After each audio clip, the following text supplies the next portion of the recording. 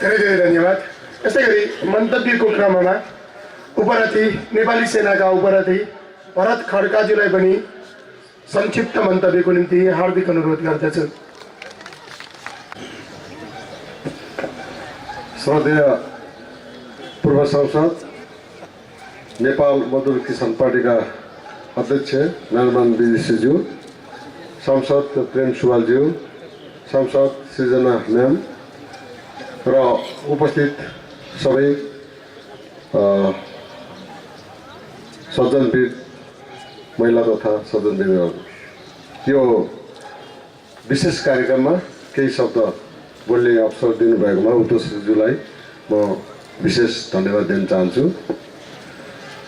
आज यो हाम्रो घर छेउमा एउटा ठुलो हस्पिटल बन्न लागेको क्षणमा अत्यन्त हर्षित भएको म सबैमा म निवेदन गर्न चाहन्छु।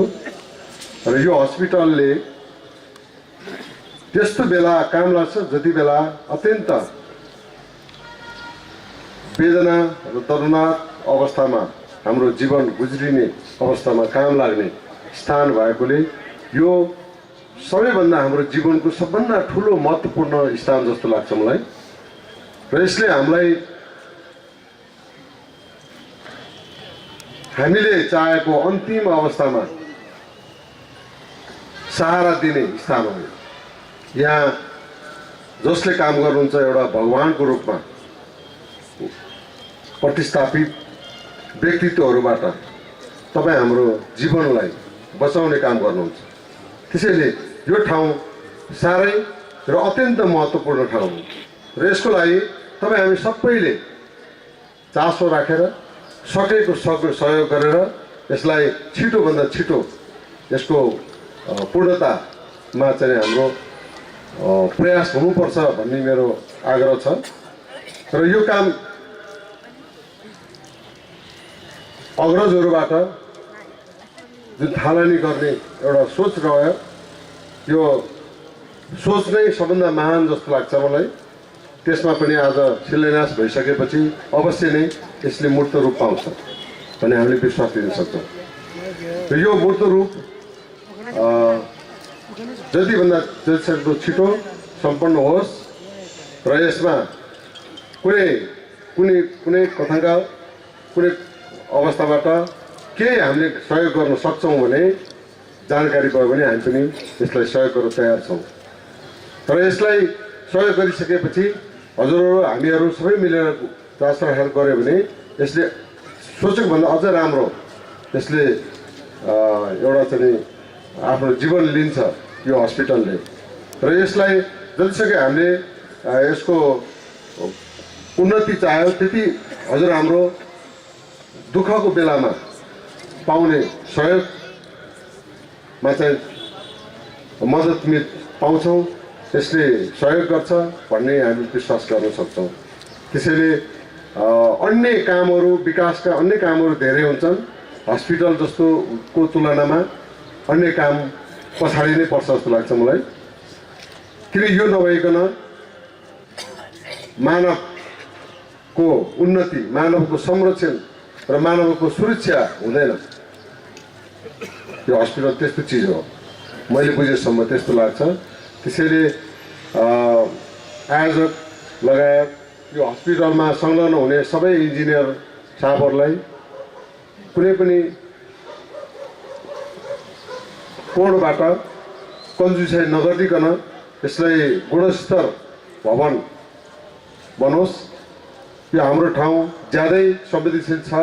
यहाँ यो कालीमाटी भएको कारणले गर्दाखेरि हामी भूकम्पीय क्षेत्रमा जोखिममा छौँ। कालीमाटी भएको कारणले गर्दा हो। यदि हामी यहाँ बसेको ठाउँमा रक भएको भए, ढुङ्गाको पहाड भएको भए हामी जोखिममा पर्दैनौँ। भूकम्प भने भूकम्पले खोज्ने के भन्दाखेरि नरम चिज खोज्छ। यो कालीमाटी एकदम नरम चिज हो र यो भूकम्प हल्लिसकेपछि यो यसको चाहिँ पानीको रूपमा हुन्छ, यो जम्मै माटो। त्यो कारणले गर्दाखेरि इन्जिनियर साहबहरूलाई मेरो विशेष अनुरोध, मेरो आफ्नो अनुभव छ, हाम्रो छाउनीमा सैनिक हस्पिटल बनाउँदाखेरि पनि यो धेरै कुराहरू यसको मन्थन भएर फेरि डिजाइनै चेन्ज गरेर अनि त्यसको इस्टिमेट लागत इस्टिमेटै चेन्ज गरेर बलियो भवनको रूपमा अहिले बनाएको छ। मैले प्रत्यक्ष आफू संलग्न भएको छु, त्यहाँ देखेको छु। म पनि छाउनी हस्पिटलमा पनि मेरो नियुक्ति भएको थियो त्यति बेला। त्यसैले त्यो अनुभव मैले सेयर गर्न चाहेँ इन्जिनियर सरहरूलाई। त्यसलाई विशेष ख्याल गरेर गरिदिनु भयो भने सायद यसले अनन्तकालसम्म त्यो हस्पिटलले जीवन्त पाउन सक्छ भन्ने म निवेदन गर्न चाहन्छु। र अन्तमा म धेरै भन्न चाहन्न। यो हस्पिटल निर्माणको लागि जो खटिनु भएको छ उहाँहरूलाई एकदम अझ उत्साह हौसला मिलोस्। हजुर हामी सबैले उहाँहरूलाई हौसला सकेको क्षेत्रबाट दिन सकौँ र छिटोभन्दा छिटो काम सम्पन्न गर्नलाई उहाँहरूलाई शक्ति मिलोस् र चाँडैभन्दा चाँडै यो ठाउँमा हामीले देखेको नक्सामा देखेको भवन देख्न पाऊँ, यही शुभकामना दिँदै मेरो 2 शब्द यही अन्त गर्छु। नमस्कार। धन्यवाद।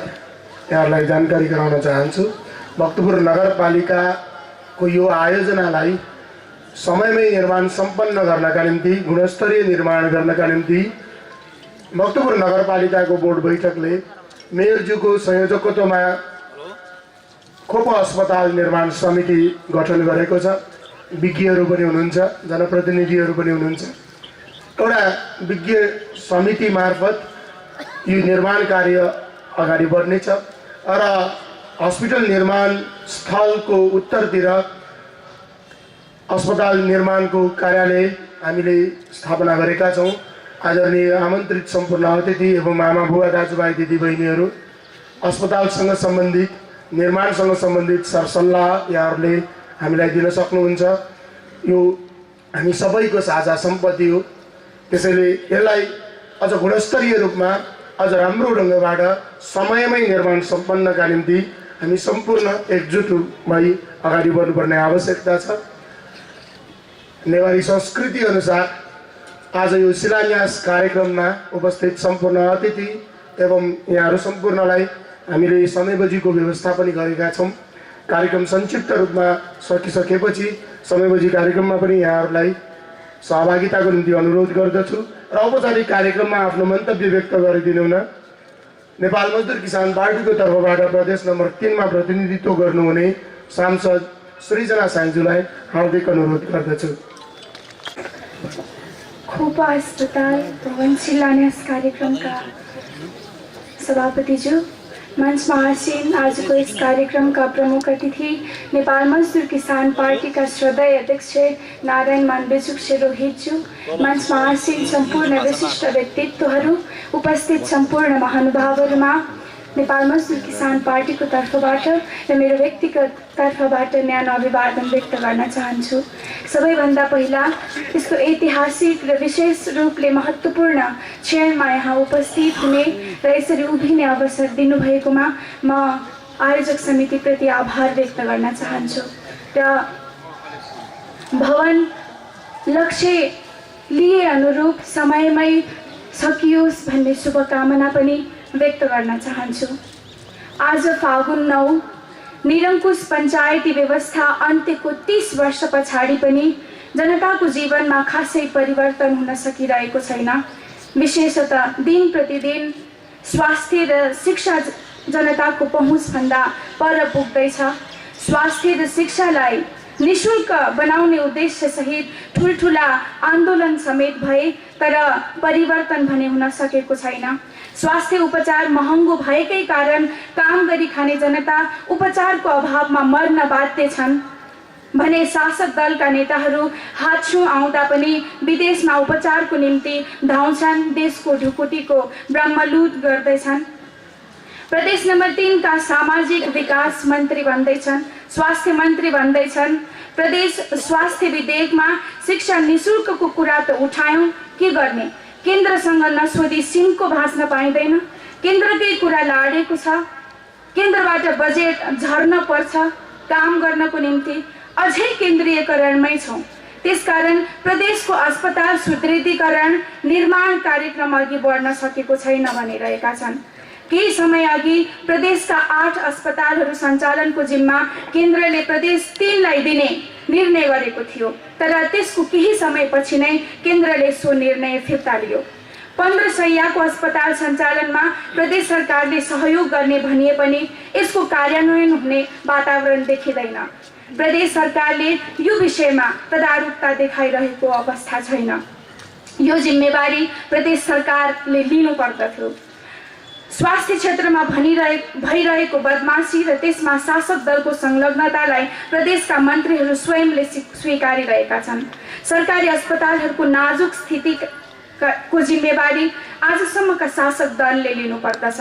स्वास्थ्य सेवालाई जनताको पहुँचमा लान, सस्तो र गुणस्तरीय बनाउन नेमकिपाले निरन्तर सङ्घर्ष गरिरहेको छ। खोप अस्पताल त्यही सङ्घर्षको सिलसिला हो। स्वास्थ्य क्षेत्रमा जनताको सेवाको निम्ति चिकित्सा अध्ययनका लागि खोप विश्वविद्यालयको निम्ति पनि हामी निरन्तर लडिरहेका छौँ। सरकारले जनस्वास्थ्य जस्तो संवेदनशील क्षेत्रमा उदासीनता देखाउँदैछ। भएका सरकारी अस्पतालहरूलाई छोडेर जनताको स्वास्थ्यसँग सम्झौता गर्ने शासकहरू मित्र राष्ट्रहरूबाट प्राप्त मेडिकल मेसिनहरू पनि बेचेर खाने, औषधि आयात र बिक्रीमा 300-400% नाफा खानेहरू विरुद्ध जनताको पक्षमा नेमकिपाले सधैँ आवाज दिँदै आएको छ। खोप अस्पताल ती सम्पूर्ण व्यथिति विरुद्ध उभिनेछ। प्रदेश सभा बैठकमा हामीले प्रदेश स्वास्थ्य सेवा सम्बन्धमा व्यवस्था गर्न बनेको विधेयकमा छलफल गर्दै भन्यौं, स्वास्थ्य र चिकित्सा क्षेत्र सेवाको क्षेत्र बनिरहेको छैन। अत्यधिक नाफा तन्त्र व्यापारीकरण यही क्षेत्रमा छ। मेडिकल माफियाहरूको हालिमुहाली हुने क्रम जारी छ। कमिसन तन्त्र उस्तै छ। अरू त अरू नाफाका लागि लासलाई भेन्टिलेटरमा राखेर व्यापार गरिएको र तिनैलाई शासक दलको राजनीतिक संरक्षण मिल्नु अपराध भएको तर्क राख्दै स्वास्थ्य सेवा निःशुल्क हुनुपर्दछ हामीले भन्यौं। साथै प्राचीन तथा मौलिक ज्ञानले अर्थात् आयुर्वेदिक स्वास्थ्य उपचार पद्धति र औषधिको प्रवर्धनको पक्षमा आवाज दियौं। हामीले भन्यौं, अस्पतालहरू जनताको सेवाको निम्ति निर्माण हुनुपर्दछ, व्यापारको निम्ति होइन। विकेन्द्रीकृत रूपमा प्रत्येक जिल्लामा अत्याधुनिक सुविधा सम्पन्न अस्पतालहरू सरकार आफैले सञ्चालन गर्नुपर्दछ। जनताको सेवा गर्ने खोप अस्पतालको शिलान्यासले भक्तपुरका जनता हर्षित छन्, आशावादी छन्। जनताको सेवा गर्ने अस्पतालको रूपमा खोप अस्पताल उभिनेछ। यस अस्पतालले इमान्दार, कर्मठ र रोगीहरूको निम्ति मात्र बाँच्ने डाक्टर र नर्सहरूबाट जनताको सेवा गर्नेछ। हामी अवगत छौँ, जुन समाजमा स्वास्थ्य सेवा जनताको पहुँचमा छ त्यो समाज सुसंस्कृत र सभ्य हुन्छ। भक्तपुर नगरबाट धेरैले सिक्नेछन्। खोप अस्पतालको नक्सा प्रत्येक भक्तपुरवासीको मनमा छ। त्यति मात्र होइन, सम्पूर्णमा चाँडै सेवा प्राप्त गर्ने अभिलाषा पनि छ। अस्पतालको शिलान्याससँगै भक्तपुरका जनताको एउटा साझा सपनाको पनि शिलान्यास भएको छ। त्यो सपना चाँडै पूरा हुनेछ। धन्यवाद। हामीले खोप अस्पतालको निर्माणको संरचनाको विषयमा ठाउँ ठाउँमा सूचनाहरू पनि राखेका छौँ, बोर्डहरू पनि राखेका छौँ। जनताको अस्पतालको रूपमा खोप अस्पताललाई स्थापित गर्ने लक्ष्यसहित हामी अगाडि बढेका छौँ। अघि उपमेयरज्यूले पनि भन्नुभयो, हामीले यस स्थानमा खोप अस्पताल जो निर्माण गर्दैछौँ त्यसमा आकस्मिक सेवा, इमर्जेन्सी सेवा हुनेछ, एक्सरे सेवा हुनेछ, सिटी स्क्यानको सेवा हुनेछ, अल्ट्रासाउन्डको सुविधा हुनेछ, एमआरआईको पनि सुविधा हुनेछ, प्याथोलोजी ल्याब हुनेछ, अनि सँगसँगै प्रसुति सेवाको पनि बन्दोबस्त छ। शल्यक्रिया, सघन उपचार विभाग पनि छ, लगायतका विभिन्न रोगहरूको बहिरङ्ग र अन्तरङ्ग सेवा पनि, उपचार सेवा पनि यसमा रहने गरी हामीले बन्दोबस्त गर्ने प्रयास गरिरहेका छौँ। जनताको चाहना, जनताको सपना नगरपालिकाले खोप अस्पताल मार्फत पुरा गर्ने तयारी गरिरहेको हुँदा यहाँहरूको साथ समर्थनको अपेक्षा पनि गर्दछौँ। आजको यो कार्यक्रममा आफ्नो मन्तव्य व्यक्त गरिदिनु हुन नेपाल मजदुर किसान पार्टीका केन्द्रीय सचिव एवं माननीय सांसद प्रेम सुवालज्यूलाई हार्दिक अनुरोध गर्दछु। कार्यक्रमका सभापति मेयरज्यू, प्रमुख अतिथि नेपाल मजदुर किसान पार्टीका सदस्य अध्यक्षहरू, डगुमा बस्नुहुने सबै अतिथि साथीहरू, सहभागी साथीहरू, नगरपालिका भक्तपुर नगरपालिकाले स्वास्थ्य क्षेत्रमा सानो जनस्वास्थ्य सेवा केन्द्रबाट सुरु गरेको हामी सबैलाई थाहा छ, दरबार स्क्वायर लागेकोमा। र यो जनस्वास्थ्य केन्द्रलाई हामीले कमल विनायकमा केही डाक्टरहरू बढाएर सुरु गऱ्यौँ र त्यसपछि च्यामासिङमा हामीले सुरु गऱ्यौँ। अहिले अलिक ठुलो जनस्वास्थ्य केन्द्रको रूपमा छ। अब हामी खोप अस्पतालको लागि अगाडि बढ्दैछौँ र 2059-60 सालमा हामीले नर्सिङ कलेज सुरु गऱ्यौँ नगरपालिकाको। 64-65 साल पुगेपछि नर्सिङ कलेज खोल्नेले आफ्नै अस्पताल चाहिन्छ, नत्र नर्सिङ कलेज बन्द हुन्छ भन्ने कुरा हो। त्यस बेलादेखि हामी हाम्रो नर्सिङ कलेजलाई आवश्यक अस्पताल, खोप अस्पताल भक्तपुर नगरपालिकाले सुरु गर्नुपर्छ भनेर लागि पर्यौँ र अहिले बिचमा आएर फेरि निजी नर्सिङ कलेजहरूले अस्पताल बनाउन नसक्ने भएपछि त्यसलाई स्थगित राख्यो। हामी सबैलाई थाहा छ, कान्तिपुर पत्रिकामा पनि त्यस बेला प्रकाशित भयो 64-65 सालमै एकैपटक 45वटा निजी नर्सिङ कलेजलाई स्वीकृति दियो। त्यसमा प्रत्येक नर्सिङ कलेजबाट 20-25 लाख घुस खाएको भनेर आयो। त्यो घुसको विभाजनको पनि समाचार आयो। शिक्षा मन्त्रालय, सिटिबिटी, नर्सिङ कलेज अनि राष्ट्रिय योजना आयोग, 4वटा यो विभागले त्यो घुस भागबन्दा गरेर खाएको भनेर त्यस बेला प्रकाशित भएको थियो। अब निजी कलेज धेरै, अहिले अस्ति एकजना नर्स बहिनीले डेटा प्रस्तुत गर्नुभएको थियो एउटा कार्यक्रममा। 53-54 हजार नर्सहरू उत्पादन भयो, तर 40% नेपालमा, 60% विदेशमा। 40% नेपालमा भएकाले पनि आधाले मात्र काम पाएको, आधा नर्सहरू निजी अस्पतालमा धेरै शोषण हुने। यो सबै हाम्रो देशको तथ्याङ्क हो। हामीले हाम्रो स्वास्थ्य कार्यकर्ता, स्वास्थ्य केन्द्र, अस्पताल भनेको नेपाली जनताकै लागि भनेर हामीले सुरु गरेका हौँ। तर सरकारको बन्दोबस्त राम्रो नहुँदा हाम्रो स्वास्थ्य कार्यकर्ताहरू हाम्रो देशमा बस्न नसक्ने, नपाउने, नमिल्ने स्थिति छ। यो पनि हाम्रो एउटा नकारात्मक पक्ष हो। सरकारले ध्यान दिनुपर्ने अहिलेसम्म दिन नसकेको र अहिले यो संहितापछि अब स्थानीय तह पनि स्थानीय सरकार नै हो। स्थानीय सरकारले नै यस्तो सानो सानो अस्पताल त स्वीकृति दिने, आफैले चलाउने त्यो बन्दोबस्त हुनुपर्ने हो। तर हाम्रो देशमा संविधानमा संहिता, कार्यान्वयनमा कन्जुसाइ छ। अझै केन्द्रमै सबै केन्द्रित हुने स्थिति छ। जस्तो कर्मचारीहरू नै अब सङ्घीय सेवा निजामती भनेर आयो, अर्को प्रदेश सेवा, प्रदेश निजामती। प्रदेशमै 2 किसिमको कर्मचारी हुनेको। प्रदेश निजामती भनेको सङ्घबाट जाने, प्रदेश सेवाको भनेपछि प्रदेशले मात्र नियुक्ति गर्ने। अब स्थानीय तहको चाहिँ स्थानीय सेवा भनिएको छ। यसमा नगरपालिका, गाउँपालिकाले आफैले नियुक्ति गर्ने अनि कार्यकारी अधिकृत सङ्घले पठाउने। यो पहिले जस्तै पञ्चायत काल जस्तै स्थिति भयो। यस विषयमा संसदमा पनि यो भएन। स्थानीय तहकै कर्मचारी नियुक्ति गर्नु पाउनुपर्ने, प्रदेशमा पनि त्यही हुनुपर्ने, सचिव सङ्घले पठाउने। निजामतीको यो भएन। निजामती अलग दर्जाको कर्मचारी जस्तो हो, सबै कर्मचारीहरू बराबर हुनुपर्ने। यस्ता धेरै विषय छलफल भइरहेको छ। अहिले एउटा कर्मचारी समायोजन विधेयक पारित भयो। अब अर्को एउटा सङ्घीय निजामती सेवा ऐन अहिले प्रस्तुत छ। त्यसपछि प्रदेशको ऐन आउँछ कर्मचारीको, अनि स्थानीय तहको सङ्घले नै सबै बन्दोबस्त गर्ने गरी आएकोले यो संहिता अनुरूप भएन भन्ने विषय पनि आएको छ। र अब यो अस्पतालको विषय, निजी अस्पताल पनि यति बढ्यो। जिल्लामा हामी गयौँ भने सहर बजारमा घर घरमा निजी अस्पताल। वास्तवमा अस्पतालको एउटा मापदण्ड हुन्छ, त्यहाँ अपाङ्ग मैत्री भनेर र्याम्प बनाउने अथवा लिफ्ट बनाउने चाहिने रहेछ। तर घरमा त सबै बन्दोबस्त हुँदैन। अब हाम्रो यो अस्पताल स्वीकृतिको लागि हामीलाई 8-10 वर्ष लाग्यो। बल्ल एकजना यहाँ जनस्वास्थ्य अधिकृत आउनु भएकोले नगरपालिकाले खोल्ने त जनताकै लागि हो, यो त दिनुपर्छ भनेर सुरुमा स्वीकृति प्राप्त भएको हो। कति जनस्वास्थ्यका अधिकृतहरू नगरपालिकाले खोल्ने भन्दा व्यक्तिले, निजीले खोलेकोमा स्वीकृति दिइहाल्ने। त्यसमा पनि भ्रष्टाचारकै गन्ध भएर त्यस्तो भएको हो। अब देशभरि धेरै निजी अस्पताल, सरकारी अस्पताल 150 जति मात्र, निजी अस्पताल 300-400 छ। र निजी अस्पतालमा उपचार महँगो हुन्छ हामीलाई थाहा भएकै कुरा हो। अहिले भर्खरै प्रस्तुत भयो निजी अस्पतालमा मरेको मान्छेलाई भेन्टिलेटरमा राखेर पनि लाख पैसा हास्नुपर्छ र त्यसको संरक्षण सरकारले नै गर्दै आएको हो। त्यसकारण जनताको सरकार अहिले पनि नआएको कुरा हामीले विभिन्न उदाहरणबाट हामी थाहा पाउँछौँ।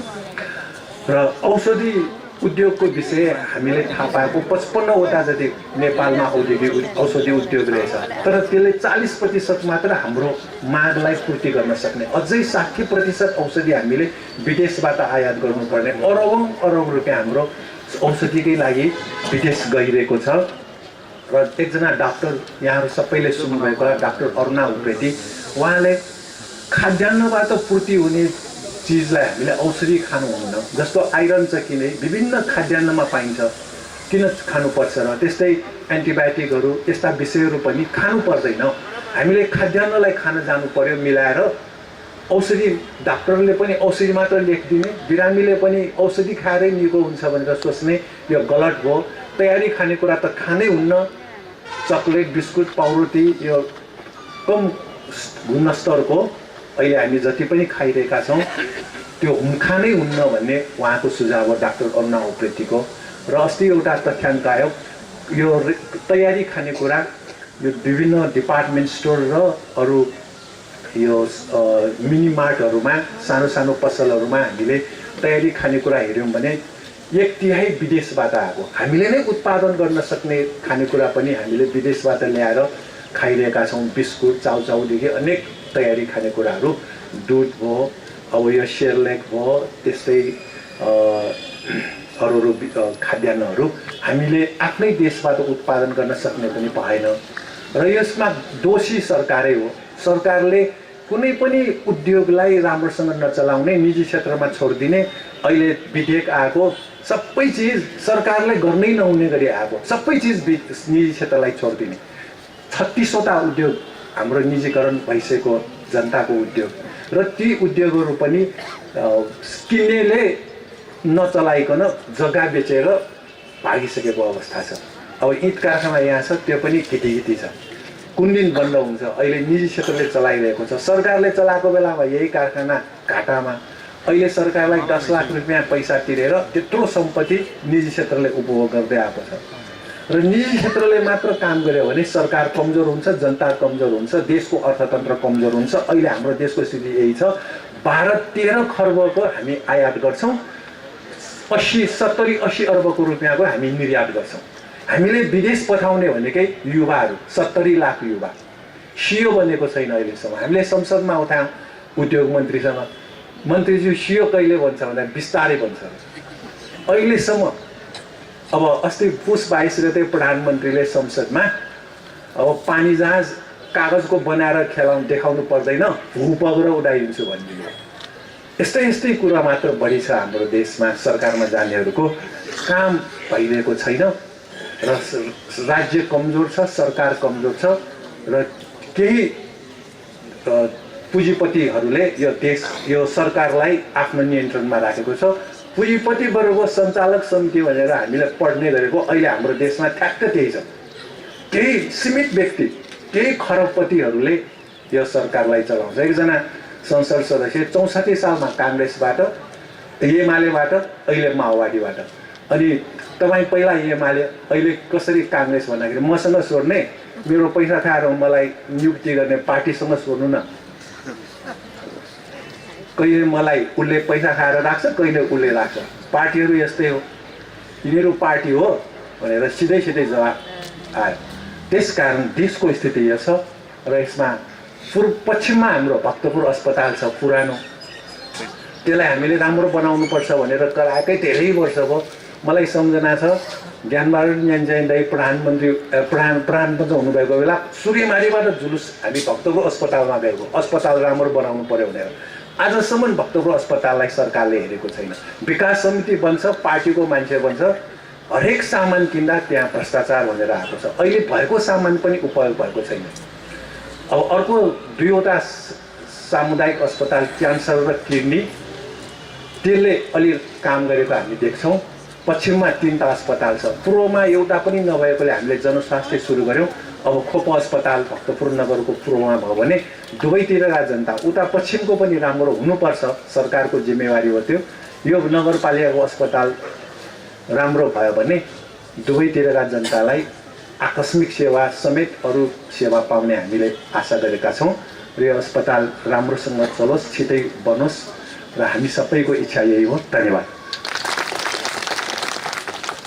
नेपाल मजदुर किसान पार्टीका केन्द्रीय सचिव आदरणीय प्रेम सुवालजीलाई अब यस्तै गरी आजको यस शिलान्यास कार्यक्रमका प्रमुख अतिथि नेपाल मजदुर किसान पार्टीका केन्द्रीय अध्यक्ष श्रद्धेय नारायणमान बिजुक्चे रोहितज्यूलाई शिलान्यास कार्यक्रमको प्रमुख आतिथ्यता ग्रहण सँगै आफ्नो मन्तव्य व्यक्त गरिदिनु हुन हार्दिक अनुरोध गर्दछु।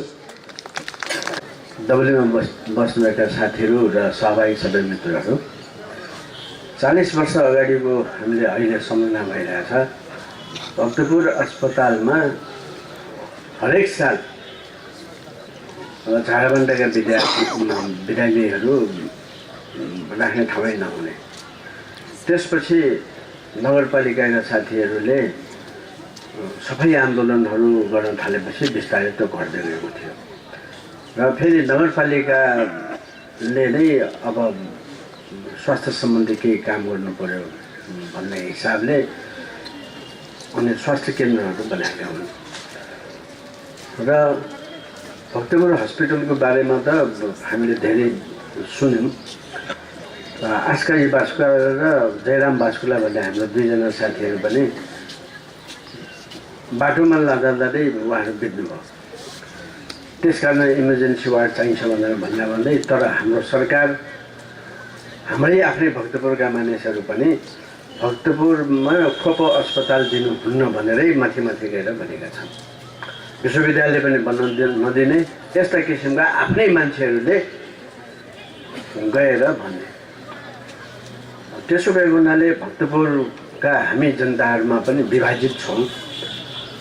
तर एकजना हाम्रो मन्त्रीजीले के गर्ने, भक्तपुर हस्पिटललाई राम्रो बनाउने भनेर जुन कुरा तपाईँले राख्नुभयो त्यो कुरो मैले पास गरेको।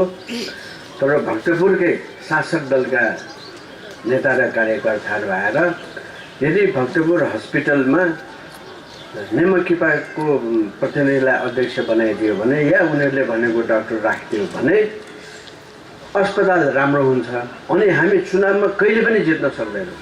त्यसकारण हाम्रो पार्टीको झन्डा र साइनबोर्ड चाहिँ ल्याएर केन्द्रमा राखिदिन्छौँ भनेपछि प्रधानमन्त्री लाचार भएर हामीले भनेको कुरो चाहिँ लागू भएन। आखिरमा वर्षौँ त्यस्तो भइसक्यो। 2-3 मन्त्रीमण्डल पनि फेरिसकेपछि अब खोप कलेज जस्तै खोप हस्पिटल बनाउनुपर्छ भनेर हामी लागेको थियो भने 8-10 वर्ष ढिलो पार्थ्यो। त्यसमा हाम्रै भक्तपुरका अरू राजनैतिक पार्टीका साथीहरू नै हुन्। अहिले म नाउँ लिन्न। ती राजनैतिक पार्टीका साथीहरूको मनमा के छ भन्नुहोला भने सुरुदेखि विद्यार्थी कालदेखि नै उहाँहरूलाई तयार गरेको गलत, पैसा कमाउने उद्देश्यले, भ्रष्टाचार गर्ने उद्देश्यले राजनैतिक पार्टीका कार्यकर्ता बनाएका हुन्। एकदम एक-एकजनाको मान्छेको नाउँ समेत मलाई आउँछ। तर शिष्टतावश मैले त्यो भन्न मिलेन र यसकारण हामी सबै जनताले इमान्दारीपूर्वक काम गऱ्यौँ भने भक्तपुरलाई राम्रोसँग बनाउन सक्छ। देश जनताको सेवा गर्ने एउटा नमुना ठाउँ चाहिँ बनाउन सक्छौँ अहिले। र म आशा गर्छु यो हाम्रो हस्पिटलमा पैसा कमाउने हिसाबले हामी नगरौँ। तर देशको विषयमा पूर्ववक्ता साथीहरूले जे भन्नुभयो त्यो एकैबाजी बदल्ने कुरा होइन। यो पनि हामी बुझ्दै जाउँ। जस्तो कि बेलायतमा एलिजाबेथ कालमा 2टा सिक्का चल्थ्यो, सुनको सिक्का पनि चल्थ्यो, चाँदीको सिक्का पनि चल्थ्यो। पछि सुनका सिक्काहरू हराउँदै जाने अनि चाँदीको सिक्का मात्रै आउने। त्यस बेलाको अर्थशास्त्री ग्रामसन्सलाई दरबारमा बोलाएपछि के भएको यो भन्दाखेरि यस्तै हो, नक्कली र सक्कली सिक्का चलाउँदाखेरि सक्कली सिक्का हराउँदै जान्छ, नक्कली सिक्का मात्रै बाँकी रहन्छ। यदि सरकारले राम्रो अस्पताल बनाएन भने नक्कली अस्पतालहरूले जनताले दुःख दिन्छ। त्यसमा कुनै सोच्नै पर्दैन, यो स्वाभाविक कुरा हो। त्यसकारण पुँजीवादी व्यवस्था भनेको निजी व्यवस्था हो। निजीहरूलाई उठाउने, जनतालाई तल टाँच्ने भएको हुनाले भक्तपुरमा हामीले जनताकै सेवाको निम्ति हामीले काम गरौँ, एउटा नमुना होला। अरू जिल्लाका साथीहरूको विचारमा पनि त्यो जानेछ अनि देशभरि नै जनताको सेवा गर्ने भावना आउनेछ। एउटा नमुनाको रूपमा हामी यसलाई अगाडि बढाउँ। त्यसकारण अब कतिले त नगरपालिकालाई पनि स्वास्थ्य केन्द्र खोल्नुहुन्छ भनेर झगडा गर्ने मान्छेहरू धेरै छन्, नभएको होइन।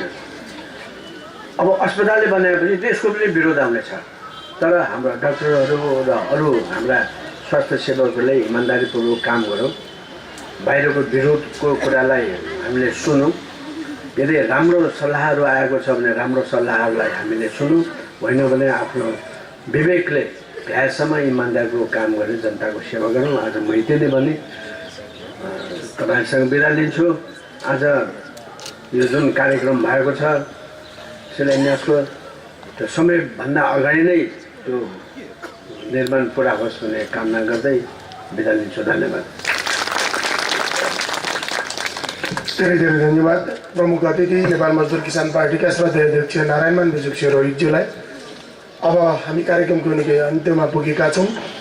आजको यस कार्यक्रमका सभापति एवं भक्तपुर नगरपालिकाका प्रमुख तथा यस खोप अस्पताल निर्माण समितिका संयोजक सुनिल प्रजापतिलाई आफ्नो मन्तव्यसँगै यो शिलान्यास कार्यक्रमको औपचारिक सभा समापन भएको जानकारी गराइदिनु हुन हार्दिक अनुरोध गर्दछु।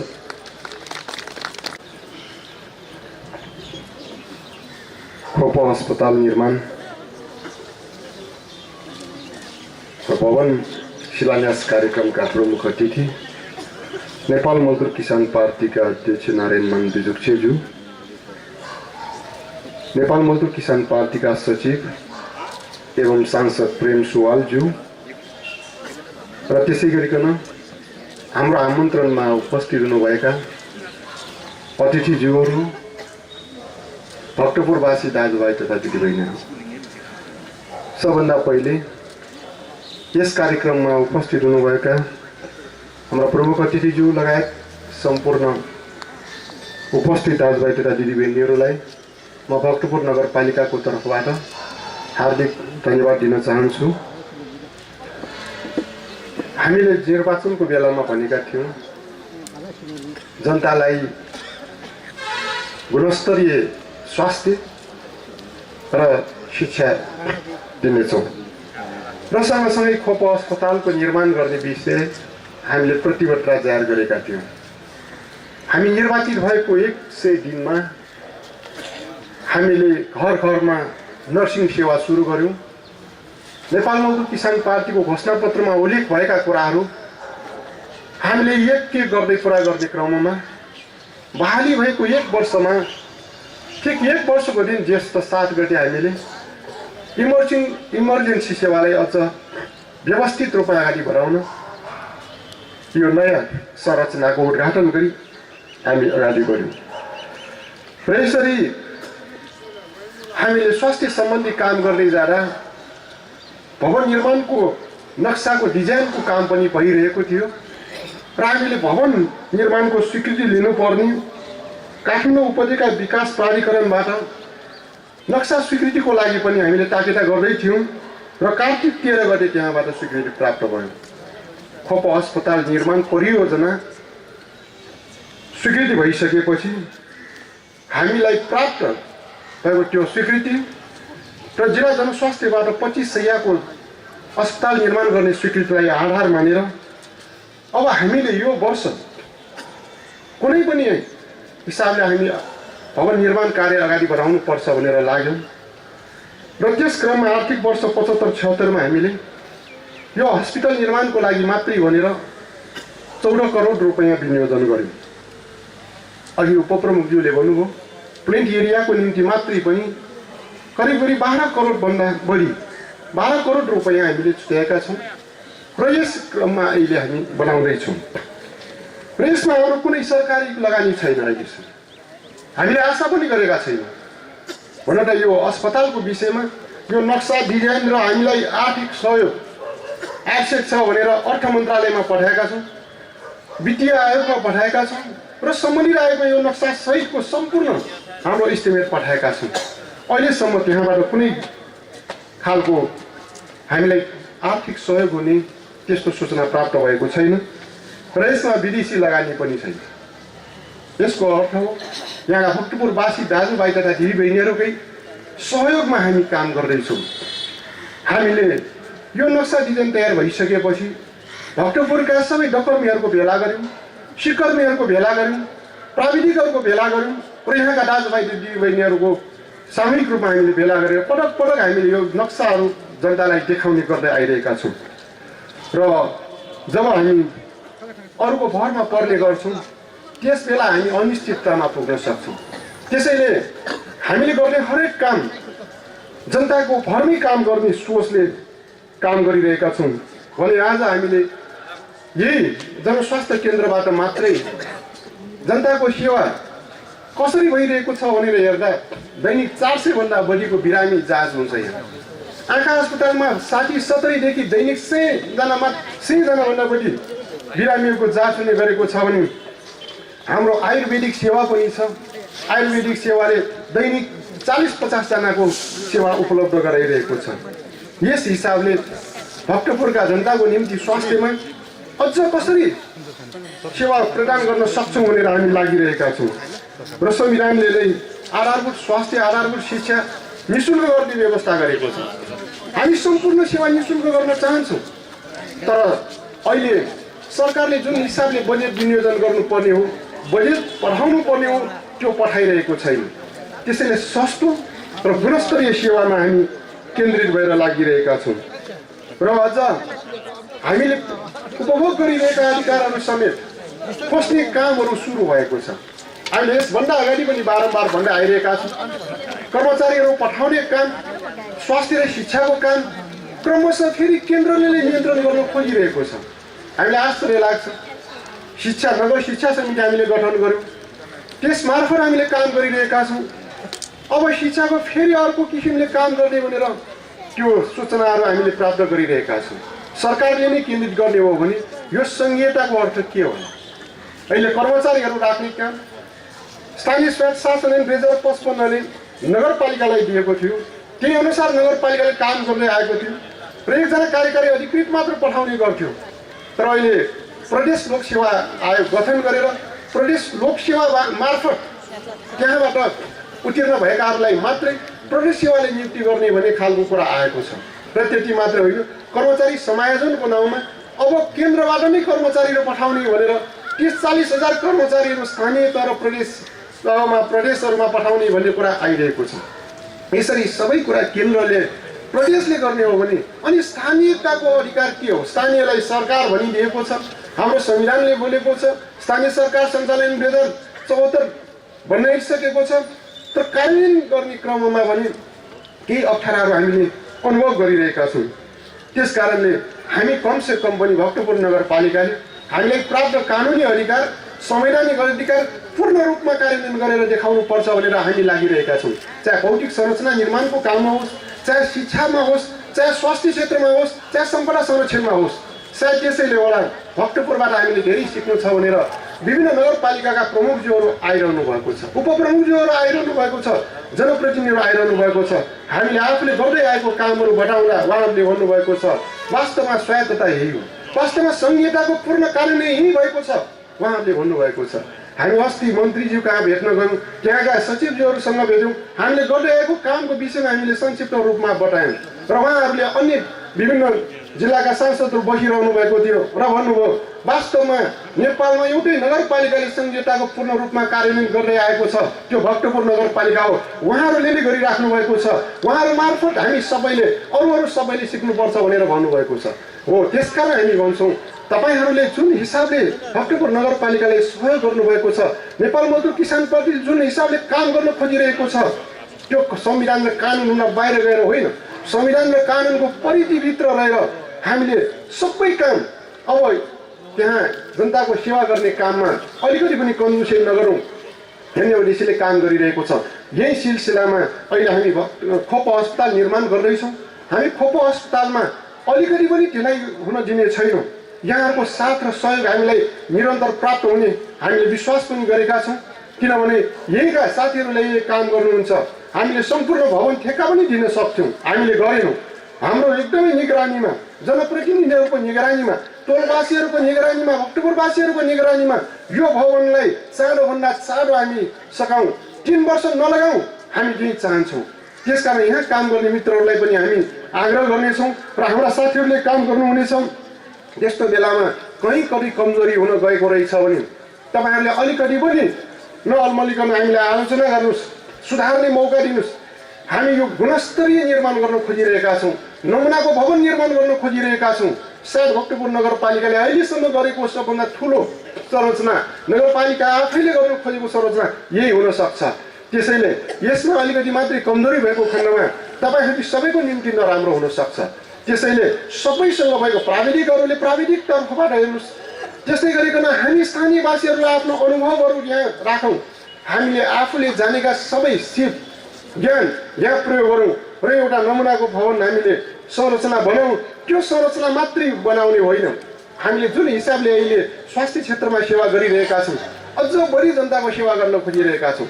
हामीले यो भक्तपुर नगरवासीहरूको निम्ति मात्र होइन, सिङ्गो यो जिल्लाको लागि मात्रै पनि होइन, छरछिमेकीका जिल्लाहरू र सँगसँगै विभिन्न जिल्लाका मान्छेहरूलाई पनि सेवा गर्नको निम्ति वास्तवमा हामीले त्यो गर्न खोजिरहेका छौँ। बढीभन्दा बढी जनताको सेवा गर्ने उद्देश्य हाम्रो यो अस्पताल सञ्चालन गरेर अरूले जस्तै नाफा कमाउने, यहाँबाट केही हामीले प्राप्त गर्ने, त्यो कुनै पनि हामीसँग उद्देश्य होइन।